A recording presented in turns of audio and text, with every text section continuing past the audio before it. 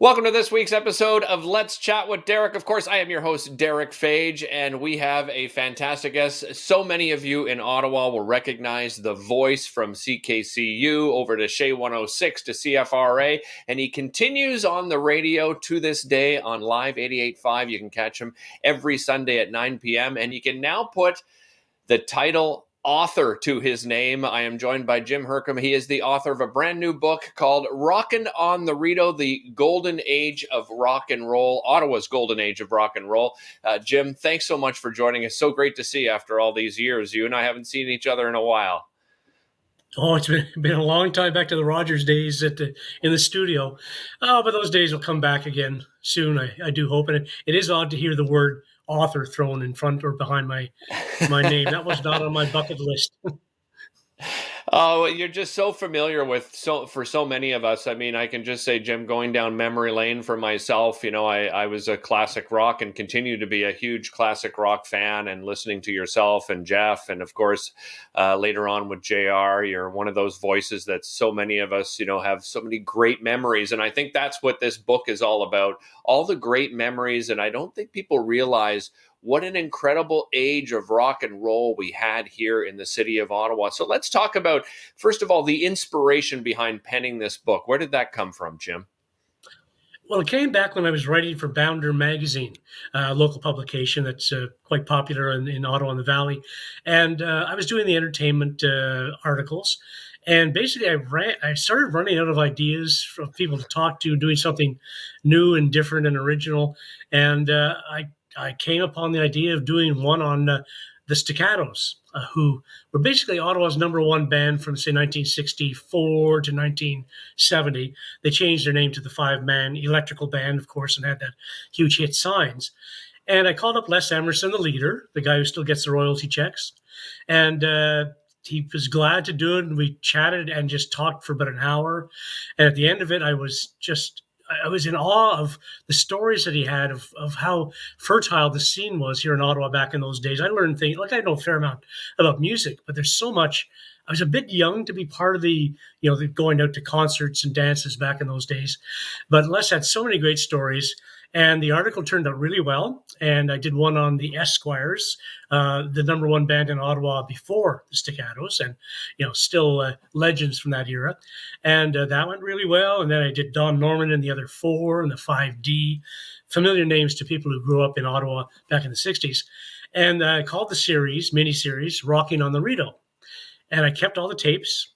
And I thought, maybe someday this might make a good book. This was like 8 years ago. And oh, really? Okay. It was that long ago. And I finally got around. It was a good COVID project.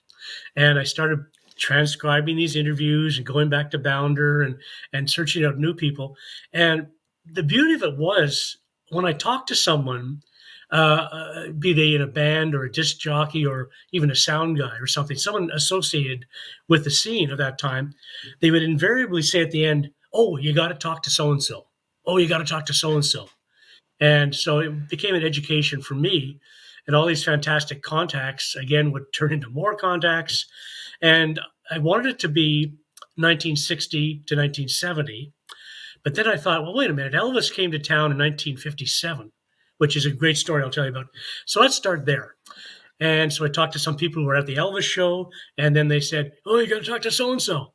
And okay, I talked to so-and-so who was in a band in 1955. So it goes back to about 1955 when the rock scene was brand new. Well, rock and roll in general was new. But so it starts in 1955 and goes up to the release or the recording of Signs in 1970. And that's a lot of ground, and it just flew by. And it was a lot of work, but as they say, a labor of love, and I think it turned out really well. Jim, I want to go back even a little bit more. Like, where did your love and passion for music come from? Because to this day, I mean, you're a musician, you're a teacher, you're still on the radio. I think it's probably 45 plus years that you've been on the radio here in Ottawa. Where did that passion for music come from? Was your family very involved in music? We had a piano in our living room. But none of us was really, musically adept in the early years. We had one big radio in the living room as well that the parents basically controlled, as was the way back in the early 1960s. But then came this great invention called the transistor radio. I remember that when the first ones came out, they were little tiny boxes, and what that did, along with portable stereos, that gave kids a chance to bring the music to their bedrooms or wherever they wanted, and they took control. And that's really one reason why rock and roll took off, because now kids could say, well, I don't want to hear Johnny Mathis on the family radio, so I'm going up to my room and listen to Chuck Berry or Little Richard. And I don't recall being that heavily into music until I was maybe, let's say 1964 when the Beatles arrived. Because in general, the rock and roll scene, I don't want to lecture you here, but I will. From 1960 to the arrival of the Beatles in 64, the rock and roll scene was really quite dead. It was more boy and girl crooner types singing really kind of middle of the road music. Chuck Berry was in prison for a while. Elvis was in the army and came out sanitized. Little Richard quit rock and roll. Jerry Lee Lewis was disgraced. So that early spirit and fire of rock and roll was gone. It was a dead time. The Beach Boys were around, but other than that, not much. But when the Beatles arrived, even though I was never a huge Beatle fan, that's over my shoulder, by the way. Sacrilegious! Oh my goodness! So what a coincidence! Just happened to have that up there. The bands that really appealed to me at the time were the Who, the Kinks, and especially the Dave Clark Five. I remember vividly 1964. We lived on 4th Avenue in the Glebe, riding my bicycle down the street, and I passed this house with a balcony, and the Dave Clark Five's Bits and Pieces was blasting out of this upper apartment building, and it was just this big drum thing, and I just drove around in circles going, what is that? And it was just the beat, the loudness, and the rebelliousness of the rock scene at the time. I was a quiet kid, but this stuff just appealed to me. Just all of a sudden just started soaking in. I started to play the drums, buying records on an almost daily basis, and I just became part of that generation that was soaking up the music and really living by it. Like I would come home after school and go up to my room and listen to the Doors, the Vanilla Fudge, and all these cool bands in the 60s. I didn't go out much, but I was a quiet kid, and that's why I find a lot of the musicians I've talked to over the years, famous people, they were quiet as kids. They were introverts. They weren't out partying all the time. They were listening to music. Yeah. And it just, that connection, and listening to the radio late at night. I would lie under the covers after bedtime with my little rocket radio, which was shaped like a rocket with a little antenna in the nose, and my little earpiece and wax encrusted. And I'd listen to radio stations from New York State and all these crazy wild things and the disc jockeys. And it just seemed like such an amazing world for a kid back then. Yeah, and I think it's fascinating, like how we come by music. You're just saying riding your bike. I remember, for me, the sort of the aha moment when it comes to music was my mom, boyfriend at the time, Ron. He had two or three milk crates in the basement that he had just left there. And I happened to find them one day, and it was, Jimi Hendrix and Santana and the Rolling Stones. And I didn't really listen to much music up until that point. And I had a record player, and I started playing this music, and it just blew my mind. I couldn't believe how, just incredible these bands were. And that was the start of my love affair with classic rock. I want to go back to, you mentioned Elvis Presley coming to town in 1957. Let's talk a little bit about that moment, because, that's a huge moment in Ottawa rock and roll history. Well, it's actually a huge moment in general rock and roll history as well, because Elvis only played 3 cities outside the United States in his entire career. 3 cities: Vancouver, Toronto, and Ottawa. Now, the reason for that was his manager, Colonel Tom Parker, who I'm not sure his real name. He was born in Holland and came over to North America at the end of the Second World War. And word has it he came in illegally. So he was afraid He traveled everywhere with Elvis. He was so protective. The rumor is that he did not take Elvis anywhere outside North America because if he did, he might not get back in. So they came to Canada. They must have driven up, I'm assuming here, and got in somehow. But Elvis only played 3 shows outside the United States in his whole career. It should have been 4 because there was a show scheduled for Montreal. But back in those days, in the 50s, as is true to some extent these days, the Roman Catholic Church was huge in influence in Montreal. And they basically put pressure on the city officials to not let this devil, this corrupter of youth, play in their city. So the Montreal gig was canceled. And Elvis came to town. There were trainloads of people coming from Montreal to see those shows here in Ottawa at the old auditorium, which today is the YMCA building down in Argyle. And top ticket price I think was $2.50 back then in those days. And in the book we talk about his pink Cadillac was in town. They stayed I think at the Beacon Arms Hotel, and stories from people who were there, musicians who said, before that my band was playing like the standards and the middle of the road material, but after we saw Elvis and the reaction, we started adding rock and roll songs to our repertoire. And we talk in the book to Gord Atkinson, who is a legend in Ottawa radio circles. He introduced the show, he emceed the show, he interviewed Elvis as well. We talked to him about that experience and how Gord talked his bosses into playing rock and roll in the first place on CFRA radio in 1956-57.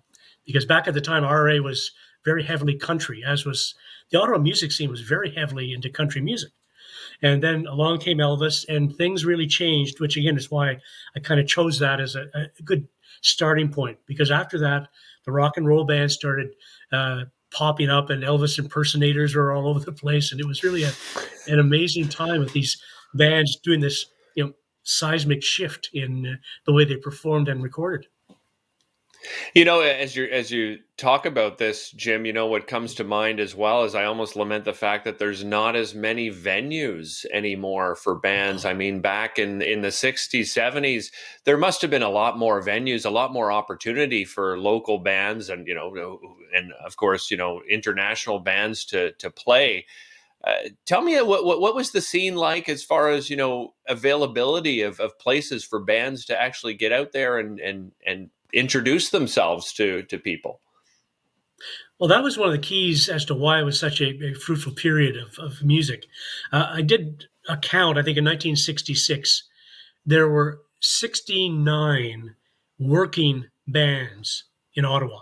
Now, when I talk about working, I'm not talking about a gig a month at the corner bars in someone's basement. These are bands playing maybe 3-4 times a week. Well, this will blow your mind. You know a lot of musicians, and I'm sure you listen to their gripes about how much they get paid and how hard it is to get a gig. If you get $100 a man these days, that's good pay. You're happy. You go home.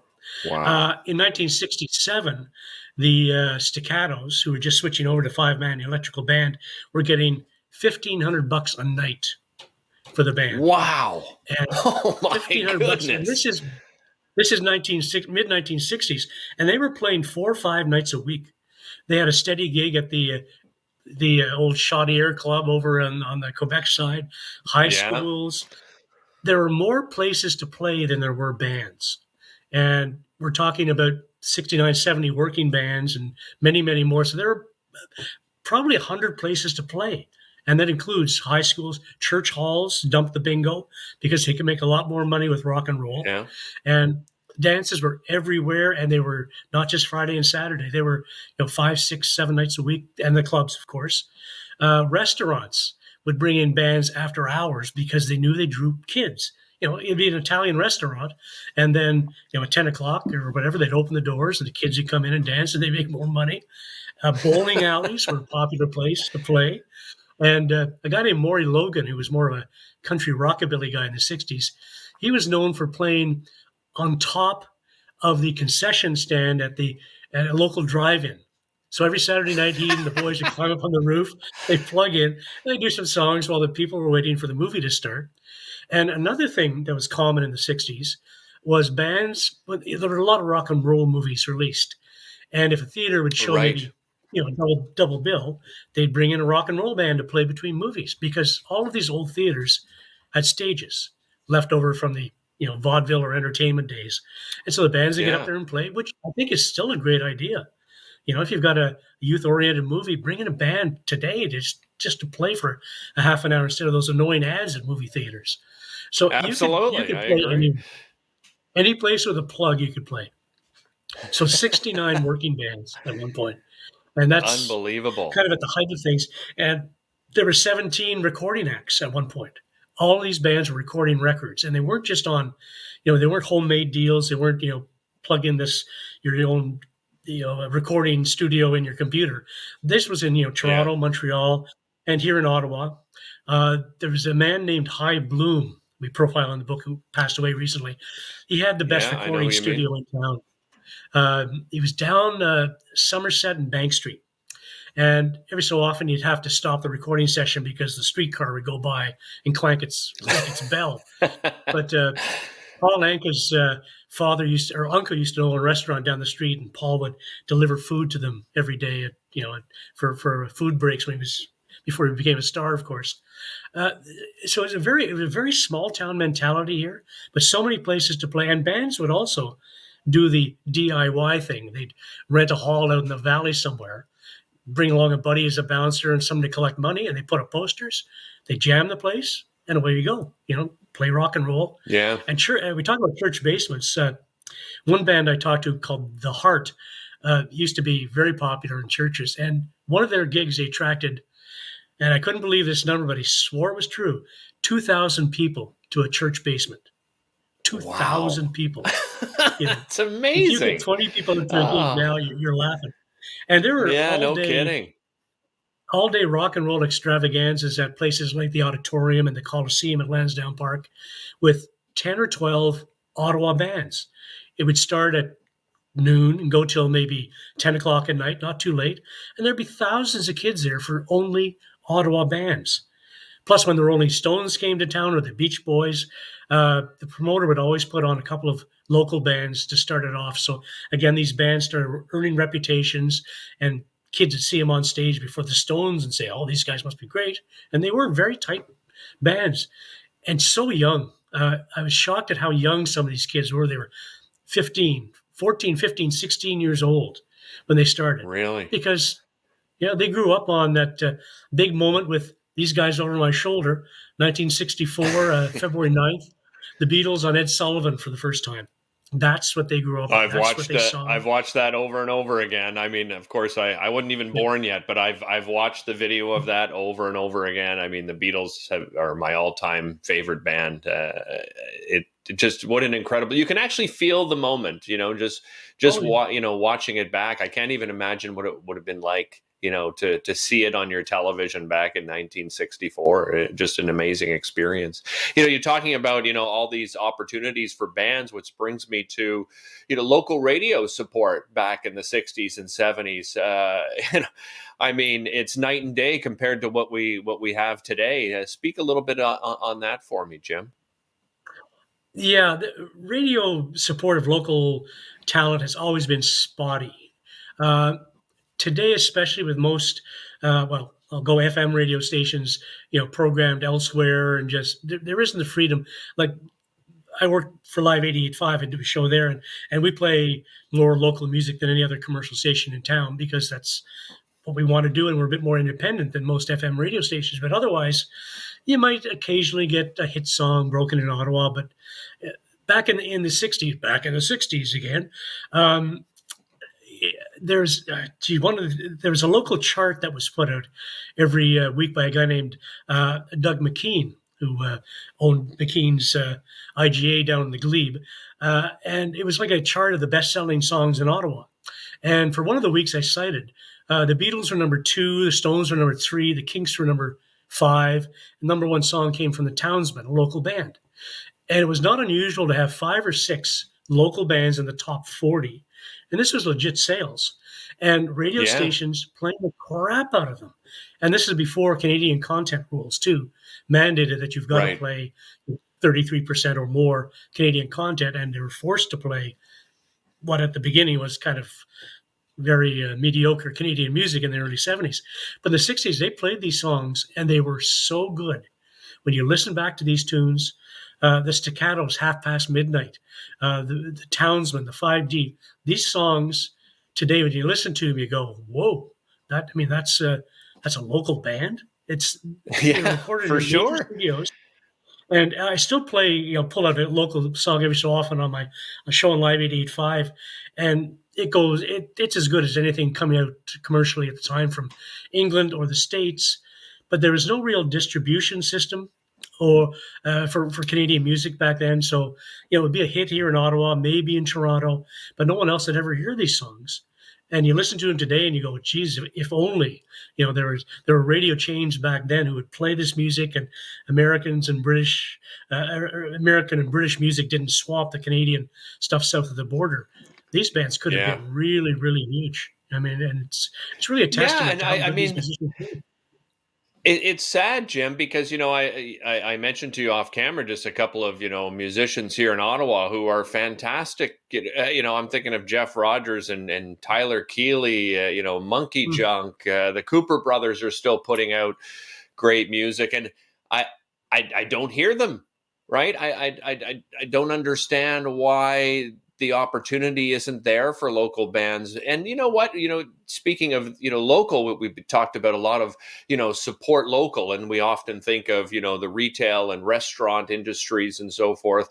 Very frequently do we hear about supporting local musicians and local artists. I'm hoping that people watching this, that'll dawn on them how important it is for these musicians. It's very difficult to make a living as a musician, Jim, especially in this day and age. Well, unless you play Brown Eyed Girl and Take It Easy by the Eagles or something. I mean, that's kind of the sad state of affairs now, is that bands, for the majority, I mean, 9.9 bands out of 10 here in Ottawa are cover bands. They're there strictly for Yeah. the entertainment, which is fine because music is great entertainment. But again, back in the 60s, these bands started as jukebox groups, but they found out very quickly, especially 67 when Sergeant Pepper's came out and all these other great original albums, that you've got to write your own stuff. You've got to sort of carve your own spot in town. And the way to do that is to be different, is to be unique and original. And if it has to be so frustrating, even for original artists now, to get heard, above the din of the bar room, basically. So it's a whole different scene. That's why the '60s can't be repeated. From the Beatles on down, basically, it was all new and exciting and vibrant. And the thing, pardon me when I cough, and the thing with this book, what it shows is that it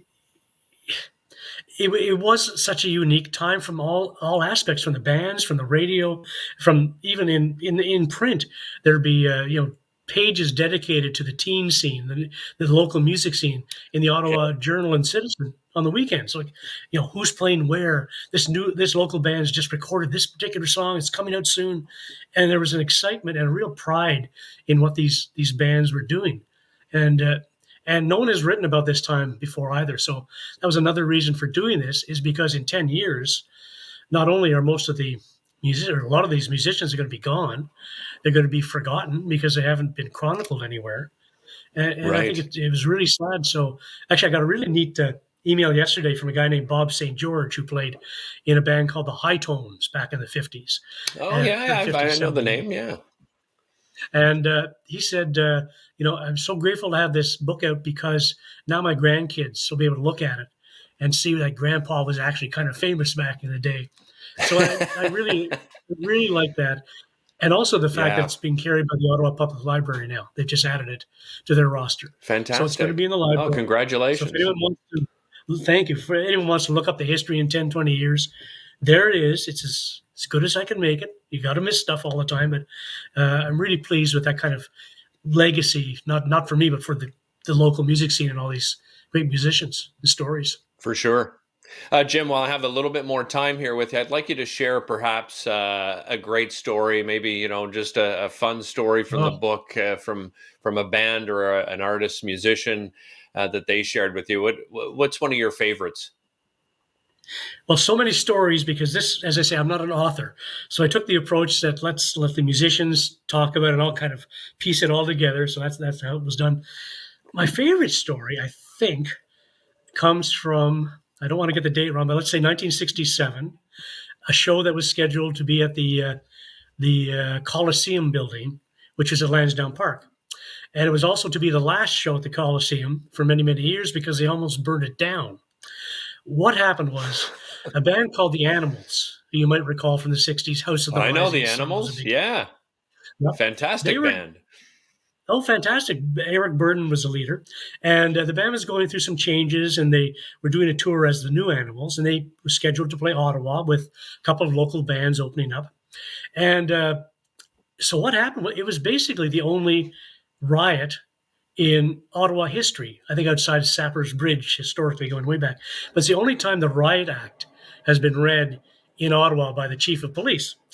So what happened was basically the band didn't play. The opening two acts are there. The Animals are backstage. And I interviewed the MC for the night, who was named Al Pascal, great disc jockey, and the sound man, Doug McKean. And they tell the stories about what happened.